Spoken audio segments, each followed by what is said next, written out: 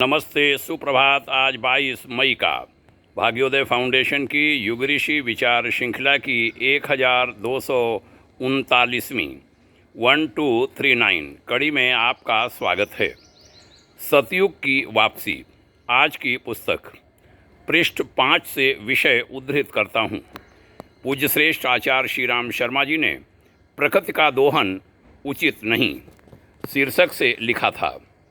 कहा था, वनों का कटना, रेगिस्तान का द्रुतगामी विस्तार, भूमि की उर्वरता का ह्रास, खनिजों के बेतरह दोहन से उत्पन्न हुआ धरित्री असंतुलन, मौसमों में आश्चर्यजनक परिवर्तन, तेजाबी मेघ वर्षण, अणु विकिरण, बढ़ती हुई जनसंख्या के अनुरूप जीवन साधन न बढ़ पाने का संकट जैसे अनेकानेक जटिल प्रश्न आज देश के सामने मुँह बाए खड़े हैं। इनमें से किसी पर भी विचार किया जाए तो प्रतीत होता है कि तथाकथित प्रगति ही उन समस्त विग्रहों के लिए पूरी तरह उत्तरदायी है।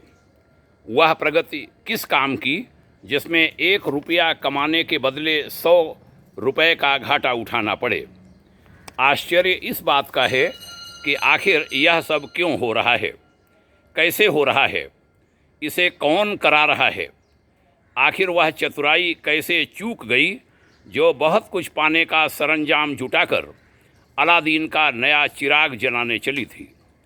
पहुंचना तो उसे प्रकृति विजय के लक्ष्य तक था, लेकिन यह हुआ क्या कि तीनों लोक 3 डगों में नाप लेने की दावेदारी करारी मोच लगने पर सिहर कर बीच रास्ते में ही पसर गई।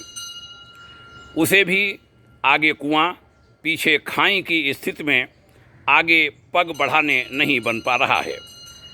सांप छछूदर की इस स्थिति में कैसे उबरा जाए, इस स्थिति से कैसे उबरा जाए जिसमें न निगलते बन रहा है और न उगलते। फूटे घड़े में पानी भरने पर वह देर तक ठहरता नहीं है। छलनी में दूध दूहने पर दुधारू गाय पालने वाला भी खिन्न ही रहता है, विपन्न ही रहता है। मैं आपसे कहूँगा, इस स्थिति में हम सबको सुधार करना चाहिए, ऐसी स्थितियों से बचना चाहिए। युग के महान चिंतक विचारक पूज्य श्रेष्ठ आचार्य श्री राम शर्मा जी की यह हार्दिक पीड़ा सुने, गुने, सुधार का प्रयास करें, अन्यों को भी बताएं। आपके उज्जवल भविष्य की भाग्योदय शुभाकांक्षा। ओम शांति।